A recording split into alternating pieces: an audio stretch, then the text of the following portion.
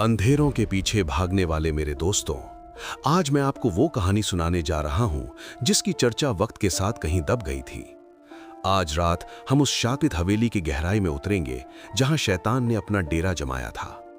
ये कहानी है रघुनाथ सिंह की, एक ऐसा जांबाज जिसने 1976 की उस झुलसा देने वाली गर्मी में एक पुराने शैतान का सामना किया था। भाइयों, किस्सा शुरू होता है उस दौर से जब रेगिस्तान खुद तपते हुए सूरज के नीचे अपनी सांसें होक कर खड़ा था। साल था 1976। जैसलमेर में ऐसी जानलेवा लू चल रही थी कि जिंदा रहना भी भारी पड़ रहा था। पर जल्द ही एक ऐसा डर फैला जो किसी भी कुदरती आफत से कहीं ज्यादा खतरनाक था। कुएं जो कभी गांव की जान हुआ करते थे वो सूख गए और उनकी गहराई में सिर्फ मौत जैसा सन्नाटा बचा था। फिर बारी आई मवेशियों की। वो मरे हुए मिले, एकदम झुलसे हुए, जैसे उन्हें किसी ने जिंदा जला दिया हो। पर ताज्जुब की बात यह थी कि वहां आग का कोई नामो निशान नहीं था। गांव वाले समझ गए थे कि यह कोई मामूली सूखा नहीं है, रेगिस्तान में कुछ बहुत पुराना और बहुत ही घटिया जाग चुका था। जब सब हार मान रहे थे तब एक आदमी, रघुनाथ सिंह, ने डर के आगे घुटने टेकने से मना कर दिया। उन्होंने जवाब ढूंढे, आम चीजों में नहीं बल्कि उन पुरानी किताबों में जिन्हें पढ़ना भी मना था। मोमबत्ती की रोशनी में उन्होंने उन अजीब निशानों को पहचाना और समझ गए कि ये इफरीत के हाथ का काम है, वही आग का शैतान जिसके किस्से कहानियों में सुने जाते थे। रघुनाथ को पता था कि अब क्या करना है। उन्होंने तैयारी शुरू की, उस रूहानी जंग के लिए हथियार जुटाए। हर एक चीज का अपना एक जुगाड़ था। जैसे ही रात ढली और आसमान गहरा नीला और बैंगनी पड़ गया, रघुनाथ निकल पड़े। उनकी मंजिल थी वो पुरानी हवेली जो उस शैतानी ताकत का अड्डा बन चुकी थी। हर कदम के साथ हवा भारी होती जा रही थी, सन्नाटा गहरा रहा था और टेंशन ऐसी कि जैसे नसें फट जाएंगी। जैसे ही वो हवेली के पास पहुंचे, एक अजीब सी गर्मी ने उन्हें घेर लिया। हवा ऐसे हिल रही थी जैसे कोई शीशा चटक रहा हो। उन्होंने हवेली के भारी और चरमराते हुए दरवाजों को धक्का दिया और सीधा उस अंधेरे के बीच में कदम रख दिया।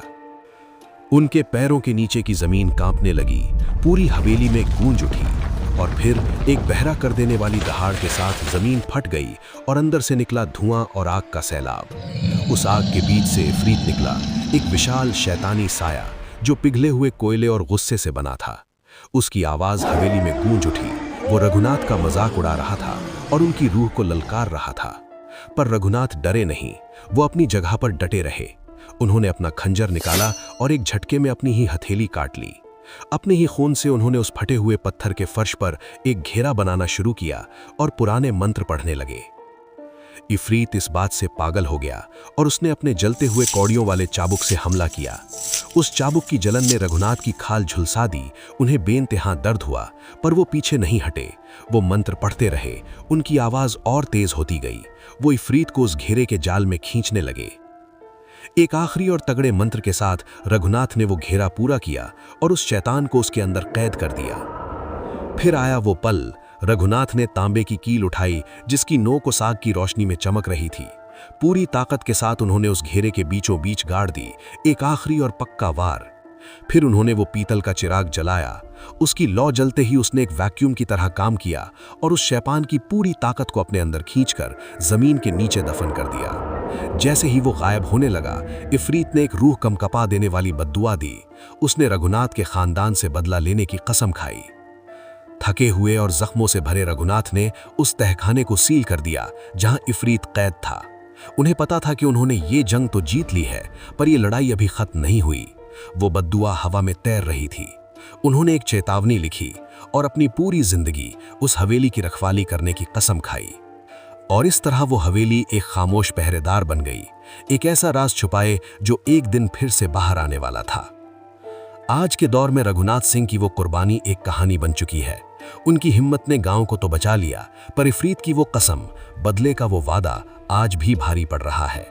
वो डायरी रघुनाथ की आखिरी चेतावनी, उस हवेली के काले सच की चाबी है। और यही वो सच है जिसका सामना जल्द ही जीशान को करना पड़ेगा, जो रघुनाथ का ही पोता है।